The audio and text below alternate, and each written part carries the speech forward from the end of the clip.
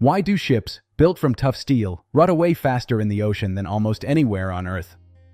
Because saltwater turns the whole ship into part of an electrical circuit. It doesn't just make things wet, it helps ions move, so corrosion becomes a powered chemical reaction. Put two different metals in saltwater and connect them, and you've basically made a battery. One side sacrifices itself fast. Pure water is a weak conductor. But seawater is packed with dissolved salts, mostly sodium and chloride, that split into ions. Those ions carry charge through the water, so electrical reactions don't get stuck. The ocean becomes a giant electrolyte around the ship. Corrosion is an electrochemical trade. At one spot, iron atoms give up electrons and enter the water as ions. That spot is the anode. Somewhere else, those electrons get consumed in a different reaction, usually involving oxygen dissolved in water. That's the cathode. Saltwater makes both sides easier to run. Now add the real ship problem. Ships are not one metal. Steel hull, bronze propeller, stainless hardware, aluminum parts, welds, repairs, different alloys everywhere. When two dissimilar metals are electrically connected and both touch seawater, the more active metal becomes the anode and corrodes faster. That's galvanic corrosion, a battery you didn't ask for. Here's the brutal part: if a small anode is connected to a large cathode, the anode can vanish quickly. The big cathode demands electrons, and the small anode pays the bill by dissolving.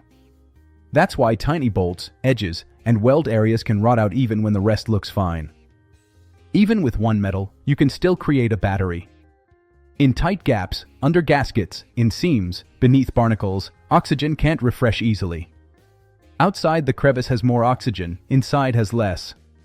That oxygen difference creates an electrochemical cell, and the low oxygen region often becomes anodic and corrodes aggressively.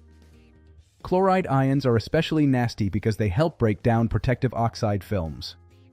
Metals that behave well in fresh water can pit in seawater. Once a pit starts, it can become self-feeding, acidic chemistry builds inside, and corrosion concentrates like a drill.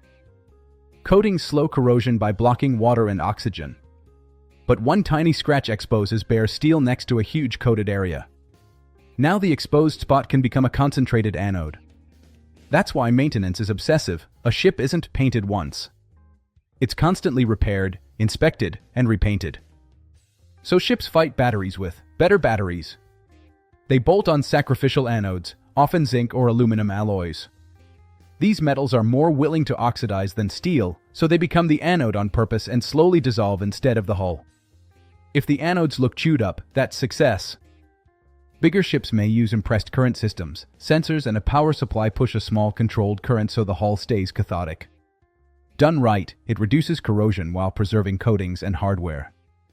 Saltwater corrodes ships because it supercharges electrochemistry, and mixed metals and low-oxygen crevices turn parts of the ship into an unwanted battery. The fix is control, materials, coatings, and cathodic protection. Now your turn. Where do you think corrosion hides best? Above the waterline, or below it, and why?